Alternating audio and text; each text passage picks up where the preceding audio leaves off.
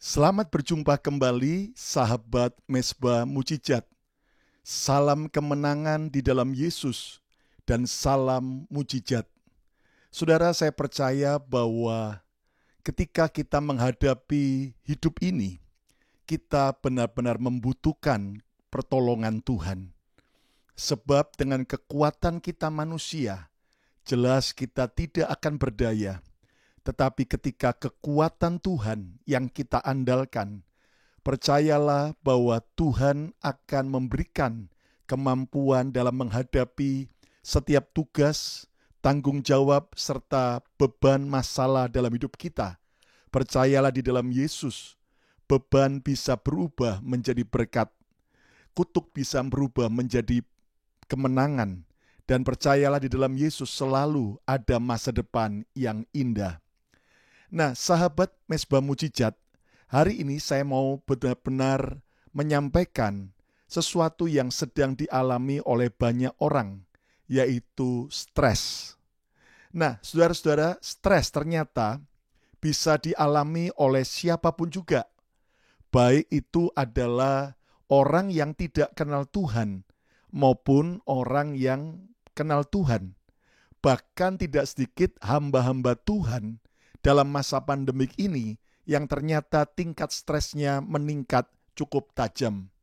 Nah, apakah berarti hamba-hamba Tuhan tersebut yang mengalami stres, apakah karena mereka kurang iman? Apakah anak-anak Tuhan yang mengalami stres karena mereka kurang membaca Alkitab? Nah, itu sebabnya kita akan belajar dari firman Tuhan bahwa ternyata stres itu bisa menimpa siapapun juga. Tetapi percayalah, selalu ada solusi, jalan keluar dari apa yang Alkitab ajarkan buat setiap kita. Ingat, tidak semua orang yang mendengar firman, tidak semua orang yang mengetahui kebenaran firman Tuhan, itu bisa menang dari stres. Tetapi hanya orang yang setelah mendengar, mengetahui, lalu melakukannya, maka mereka akan mengalami kemenangan dari stres. Nah, tema renungan pada hari ini adalah obat stres. Obat stres. Saudara sekalian, saya tidak bicara tentang obat secara jasmani, tetapi kita akan belajar dari Alkitab. Nah, saudara, apa sih arti daripada stres? Stres menurut definisi daripada Kamus Indonesia adalah gangguan atau kekacauan mental dan emosional. Nah, jadi stres itu adalah gangguan atau kekacauan mental dan emosional. Nah, saya tidak tahu apakah saudara ada yang sedang mengalami stres hari ini. Dan mari kita lihat, apa sih gejala orang yang sedang stres? Orang yang stres, gejalanya bisa dia hidup dalam kegelisahan, muka pucat, jantung berdebar-debar. Nah, saudara, kalau kita betul-betul hidup dalam kegelisahan, jantung berdebar-debar terus, dan juga muka pucat, tidak ada gairah, itu merupakan gejala stres. Lalu juga ketika orang sulit tidur dan tidur tidak nyenyak, saudaraku, selalu terganggu, terbangun dari tidurnya, bahkan waktu bangun tidur seolah-olah badannya tidak segar, malah semakin capek. Nah, itu bisa merupakan tanda orang sedang stres. Lalu juga ketika orang mudah tersinggung, mudah sensi, bahkan emosi, ya itu merupakan gejala stres. Bahkan ketika orang sulit konsentrasi, nggak bisa fokus, ya kan? Saudara-saudara, itu tanda gejala orang sedang stres. Bahkan ketika ada keluhan seperti sakit kepala, sakit perut, sakit ma, keringat yang berlebihan, padahal waktu cek ke dokter, dokter berkata kamu sehat-sehat saja. Tetapi orang itu terus merasa sakit, berarti sebenarnya itu merupakan gejala stres. Nah, kekasih Tuhan, bagaimana kita bisa menerima obat dari stres? Bagaimana kita bisa menang dari stres? Ingat, saudara, Alkitab itu adalah firman Tuhan yang selalu bisa menjadi jawaban buat kita. Nah, obat bagi orang stres yang pertama kita lihat dalam Mazmur 42 ayat yang ke-12. Pemazmur berkata, "Mengapa engkau tertekan, hai jiwaku? Dan mengapa engkau gelisah di dalam diriku?" Ingat, orang yang gelisah, orang yang tidak bisa tidur, orang yang tertekan, itu adalah orang yang sedang stres. Dikatakan, berharaplah kepada Allah. Saya ulang kalimat penting ini. Berharaplah kepada Allah, sebab aku bersyukur lagi kepadanya, penolongku dan Allahku. Haleluya. Saudara sekalian, ternyata pemazmur juga bisa mengalami stres. Tetapi dia men-sharingkan, dia membagikan obat stres itu apa. Kita lihat, saudaraku, obat stres yang pemazmur ajarkan yang pertama adalah terus miliki pengharapan. Terus miliki pengharapan. Lihat bagaimana ayat ini berkata, berharaplah kepada Allah. Bukan hanya dalam keadaan semua baik, tetapi justru dalam keadaan stres, dalam keadaan tertekan, dalam keadaan depresi, dalam keadaan saudaraku gelisah, maka kita harus tetap mempunyai pengharapan. Terus miliki pengharapan. Kenapa? Karena ternyata pengharapan itu seperti setitik cahaya yang akan mengusir kegelapan di dalam jiwa kita.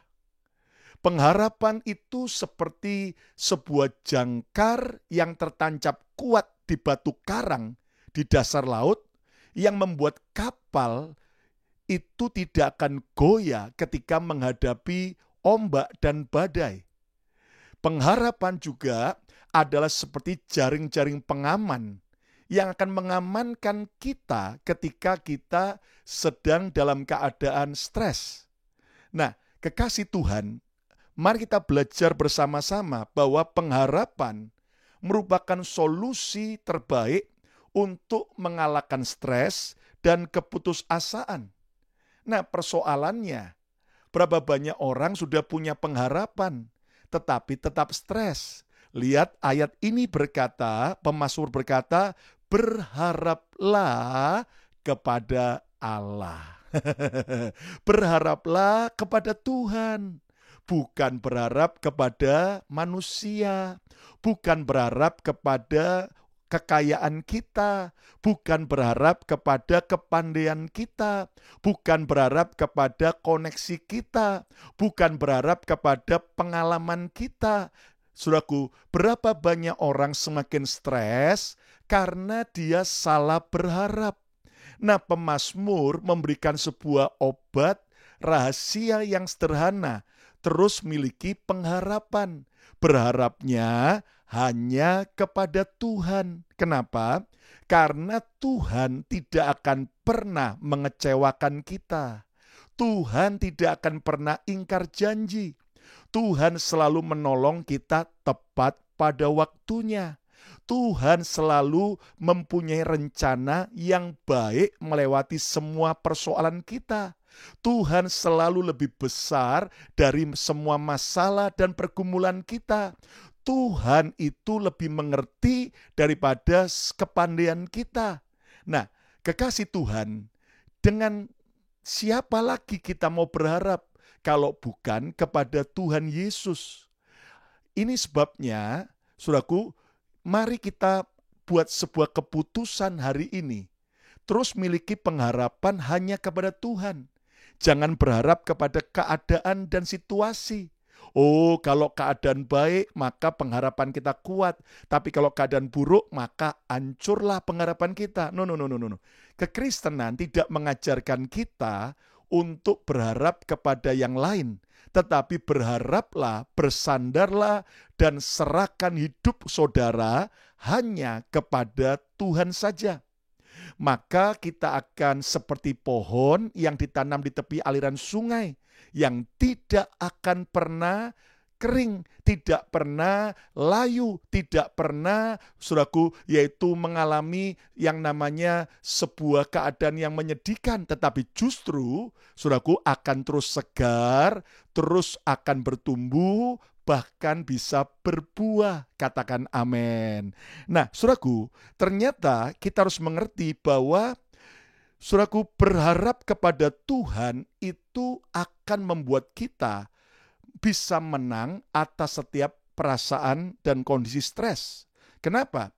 Karena ketika kita berharap kepada Tuhan, maka Tuhan itu adalah tempat sandaran kita yang sungguh dapat dipercayai.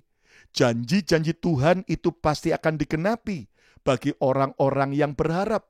Sebaliknya, terkutuklah orang yang mengandalkan manusia, terkutuklah orang yang mengandalkan kekuatannya sendiri. Saudara, di masa pandemik ini, mari saudara harus benar-benar berharap hanya kepada Yesus. Dan percayalah, saat kita terus memiliki pengharapan dalam keadaan sulit, dalam keadaan yang sukar sekalipun, dalam keadaan seolah-olah tidak ada jalan kemenangan, tetapi ketika kita terus memiliki pengharapan dalam Tuhan, maka percayalah Tuhan akan menolong tepat pada waktunya. Amin. Saudara-saudaraku, di Kanada ada seorang, saudaraku, yaitu hamba Tuhan yang akhirnya dipakai Tuhan luar biasa. Dia membuka gereja dan berkembang dengan ajaib. Dan saudaraku, waktu si hamba Tuhan ini ditanya, mengapa Anda mau menjadi hamba Tuhan? Mengapa Anda mau melayani Tuhan?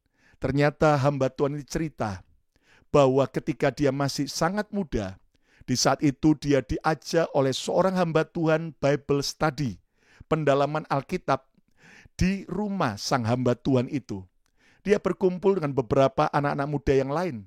Dan ternyata di tengah-tengah Bible study itu, tiba-tiba pintu rumah dari hamba Tuhan itu diketuk orang.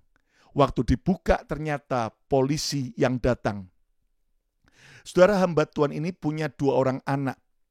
Dan anak yang pertama adalah seorang wanita remaja, yang kedua adalah seorang pria. Dan polisi yang datang itu memberi kabar yang sangat mengagetkan, bahwa anak wanita hamba Tuhan itu ditemukan telah mati dibunuh orang dalam keadaan diperkosa. Bahkan tidak lama kemudian, ada ketukan pintu lagi. Dan ternyata di hari yang sama, hanya beda beberapa saat, maka polisi yang lain datang dan memberitahu bahwa anak hamba Tuhan itu kecelakaan mobil dan dalam keadaan, saudaraku, mengalami luka-luka yang cukup parah. Bahkan akhirnya anak itu cacat seumur hidup.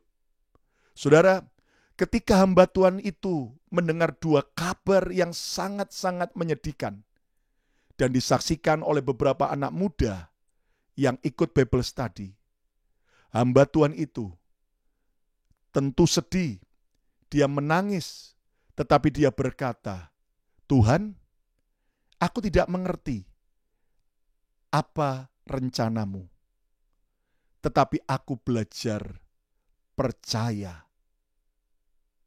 Aku tidak mengerti apa rencanamu, namun aku belajar percaya. Dan saudara sekalian, iman dan pengharapan hamba Tuhan ini menyentuh hati para anak-anak muda yang menyaksikan secara langsung peristiwa tragis yang dialami hamba Tuhan itu. Dan rata-rata anak-anak muda itu, karena melihat pengharapan yang teguh dari sang hamba Tuhan itu, akhirnya mereka menyerahkan diri mereka malam itu kepada Tuhan Yesus. Dan salah seorang daripada anak muda itu akhirnya menjadi seorang gembala dengan banyak gereja di Kanada, Vineyard Church, yang berkembang secara luar biasa.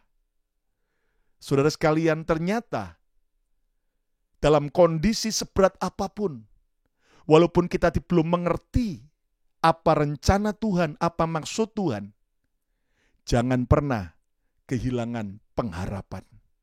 terus miliki pengharapan, maka kita akan bisa menang dari setiap stres dan depresi. Yang kedua, saudaraku, obat bagi orang stres. Kita lihat dalam Mazmur 43 ayat yang kelima. Pemazmur kembali berkata, "Mengapa engkau tertekan, hai jiwaku? Dan mengapa engkau gelisah di dalam diriku?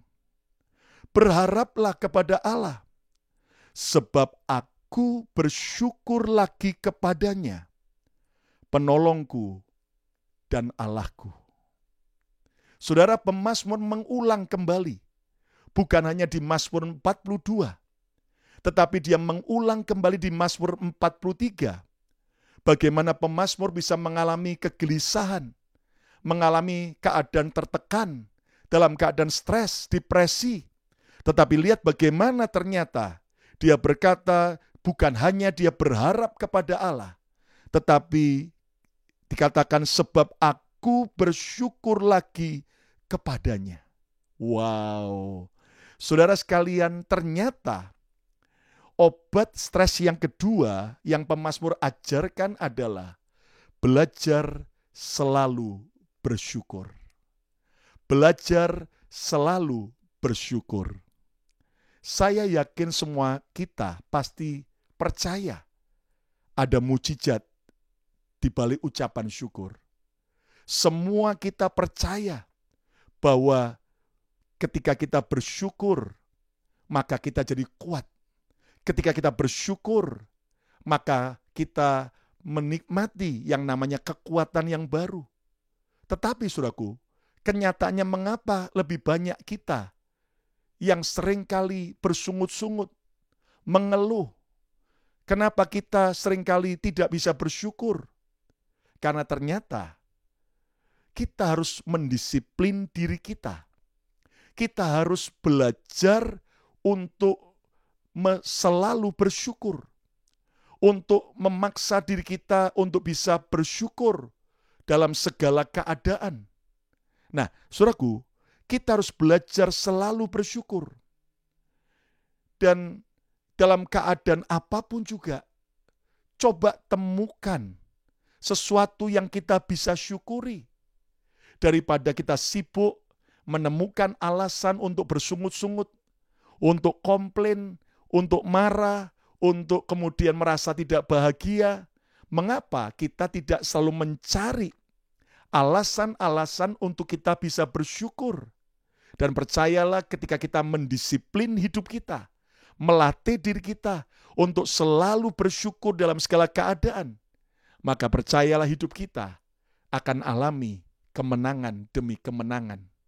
Saudara, percayalah ketika kita bersyukur, itu akan membuat sebuah atmosfer, membuat sebuah aura yang begitu membuat kita tenang, membuat kita punya iman, dan kita tetap bisa, saudaraku, kuat menghadapi apapun juga. Hari ini mari kita selalu bersyukur. Saudara, di Amerika dan di Kanada, setahun sekali, tepatnya di bulan November, ketika masuk musim gugur, daun-daun berubah warna, dari hijau, kemudian berubah ada yang warna kuning, warna orange, ada juga saudaraku yang kemudian tidak lama kemudian akhirnya rontok, saudaraku. Lalu ada selalu sebuah budaya yang namanya perayaan Thanksgiving, hari ucapan syukur. Dan itu ternyata dimulai ketika para imigran dari Eropa akhirnya berhasil bisa survive di Amerika. Maka mereka mulai mensyukuri. Dan mereka bersyukur dengan mereka akhirnya berkumpul dengan keluarga besar, dengan teman-teman makan bersama turki yang dipotong, yang akhirnya bisa mereka nikmati di hari Thanksgiving. Tetapi apakah kita baru mau bersyukur hanya di hari raya Thanksgiving? Ataukah justru kita belajar setiap hari, setiap saat kita selalu bersyukur? Temukan selalu alasan-alasan untuk kita bisa bersyukur. Maka itu akan membuat hidup kita bahagia, membuat kita jadi kuat, membuat kita penuh dengan sukacita. Satu kali ada seorang dokter di sebuah kota di Jawa Tengah dalam keadaan kena stroke. Tiba-tiba ada hamba Tuhan yang datang dari desa. Hamba Tuhan ini tidak mengenal dokter ini, tetapi hamba Tuhan ini pada waktu dia berdoa, tiba-tiba Tuhan memberikan suara pesannya, pergi ke kota besar itu, cari di rumah sakit itu seorang dokter yang sedang stroke. Dan dokter ini didatangi hamba Tuhan itu. Dan dokter ini, saudaraku, dokter yang sakit dalam keadaan stroke itu, saudaraku, diberi pesan Tuhan. Hanya satu saja kata pesan Tuhan melalui hamba Tuhan ini. Bapak dokter kalau mau sembuh, ucapkan satu kata, syukur. Syukur. Saudara, dokter ini kaget. Istrinya juga kaget. Pesan Tuhan cuma satu yang Tuhan perintahkan melalui hamba Tuhan ini, yaitu syukur. Dan akhirnya si dokter ini belajar dalam keadaan dia sakit, dalam keadaan perkataannya mulutnya pun miring, mencong. Dia ucapkan syukur. Terus ulangi lagi kata hamba Tuhan, syukur. Semakin sering ucapkan syukur. Dan Anda tahu, ketika dokter ini terus ucapkan syukur, ternyata hatinya dipenuhi dengan sukacita. Hatinya dipenuhi dengan hadirat Tuhan. Hatinya dipenuhi dengan kuasa Tuhan. Dan dalam tempo cepat, mulutnya pulih, bisa ngomong syukur. Bahkan akhirnya seluruh tubuhnya sembuh, sehat, sempurna. Hanya karena bersyukur. Apakah sahabat Mezbah Mujizat mau alami mujizat? Banyak bersyukur. Selalu belajar bersyukur. Punya duit banyak, syukur. Tidak punya duit apa? Syukur. Sehat, syukur. Lagi sakit, syukur. Dalam keadaan dipuji orang, dicintai orang, syukur. Dibenci orang, dikhianati orang, disalah mengerti orang, syukur. Sedalam keadaan semuanya baik-baik saja, syukur. Dalam lembah kekelaman, syukur. Percayalah, maka saudara akan mengalami kemenangan dari stres dan mujizat Tuhan nyata dalam hidup saudara. Katakan amin. Kurang keras, katakan amin. Ayo semua sahabat Mezbah Mujizat, klik, tulis di komen di YouTube ini, katakan syukur ya. Terus syukur di live chat, bagi yang lihat live chat katakan syukur. Bagi yang siaran ulang, klik, ketik, tuliskan syukur. Dan percayalah, di balik ucapan syukur saudara, mujizat dan kebahagiaan, kemenangan, kelepasan terjadi dalam hidup kita. Amin. Yang ketiga, saudaraku, ternyata obat bagi orang stres. Pemazmur kembali mengajar di ayat sebelumnya. Dan ini berkaitan dalam Mazmur 42 ayat 5. Inilah yang hendak ku ingat, sementara jiwaku gundah gulana, kacau, sedang stres. Bagaimana aku berjalan maju, bukan berjalan mundur. Bukan berjalan di tempat, tapi berjalan maju. Katakan bersama saya, berjalan maju. Ya, coba klik di komen berjalan maju. Katakan berjalan maju. Kemana? Ke dalam kepadatan manusia, mendahului mereka, melangkah ke rumah Allah. Wow, mendahului orang-orang yang lain. Kemana? Pergi ke rumah Tuhan. Dengan suara sorak-sorai dan nyanyian syukur dalam keramaian orang-orang yang mengadakan perayaan. Itulah sebuah celebration to God, sebuah perayaan bagi Tuhan. Itulah ibadah dalam rumah Tuhan. Nah, kekasih Tuhan, mari kita belajar. Kita perlu terus memiliki pengharapan. Kita perlu belajar selalu bersyukur. Tetapi yang ketiga, obat stres yang pemazmur ajarkan, terus rajin beribadah. Terus rajin beribadah. Saudara sekalian, ternyata Jangan hanya beribadah dalam keadaan semuanya baik, dalam keadaan semuanya oke. Jangan beribadah kalau lagi sempat, tetapi mari kita harus rajin beribadah. Saya bersyukur saya mendengar bahwa bulan November ini beberapa gereja-gereja di Jakarta, di sebagian kota besar Indonesia, mulai diadakan lagi secara onsite. Saudara nggak salah Anda ikut ibadah online. Tetapi kalau saudara punya sebuah kesempatan dan waktu, saya sarankan Anda ikut ibadah onsite di gereja lokal saudara. Kenapa? Sebab Anda tentu tahu kan waktu pacaran enak mana? Ketemu pacar langsung atau ketemu pacar pakai telepon. Ya jelas beda, ya kan? Kalau Anda pacaran pakai video call, ya, saudara cuman bisa pencet yaitu gadget saudara, ya kan? Tapi kalau saudara ketemu pacar Anda langsung, Anda bisa pencet hidung pacar saudara. Ya kan, saudaraku? Dan jelas berbeda. Nah, saudaraku, ternyata kita mengerti bahwa ibadah itu harus kita latih, harus kita disiplin. Paulus berkata, latihan badani terbatas gunanya, tetapi latihan ibadah berguna dalam segala hal. Ibadah itu punya kuasa besar. Mari saudaraku, kita harus terus rajin beribadah. Di mana ketika kita beribadah, kita bertemu Tuhan dan bertemu dengan teman-teman seiman kita untuk saling menguatkan. Seperti sekumpulan arang akan semakin besar apinya.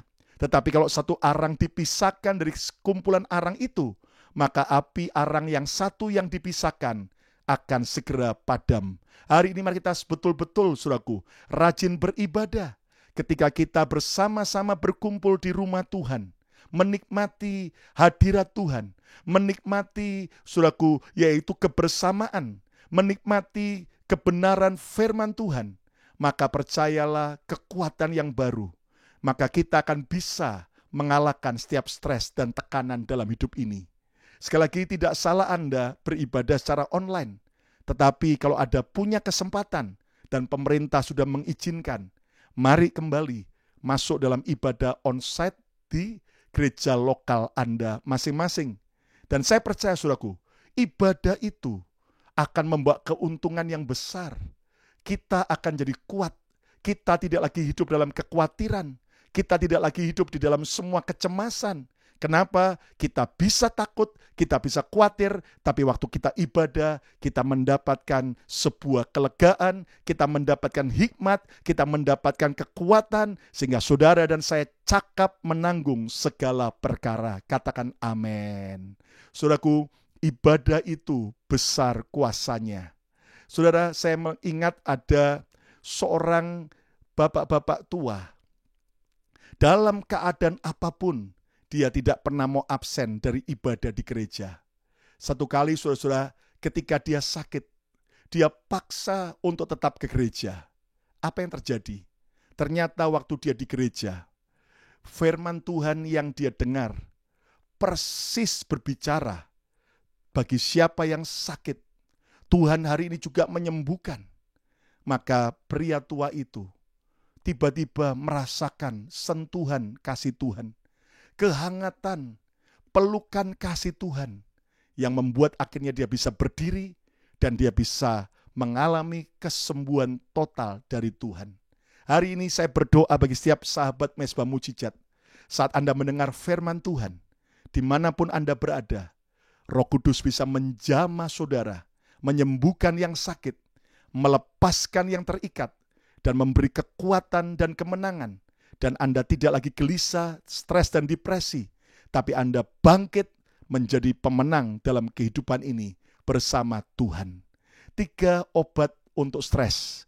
Yang pertama, terus miliki pengharapan. Sesukar apapun keadaan, jangan pernah putus harap. Teruslah miliki pengharapan di dalam Tuhan. Dan pengharapan di dalam Yesus tidak akan pernah mengecewakan. Yang kedua, belajarlah selalu bersyukur. belajar selalu bersyukur. Temukan alasan-alasan untuk kita bisa bersyukur. Ada lagu pujian berkata 10,000 reason, 1,001 alasan. Bukan untuk ngomel, bukan untuk kemudian kita maki-maki, marah-marah. Tapi temukan 1,001 alasan untuk kita bersyukur, untuk kita memuji kebaikan Tuhan. Dan yang ketiga, terus rajin beribadah. Saya percaya ibadah besar kuasanya.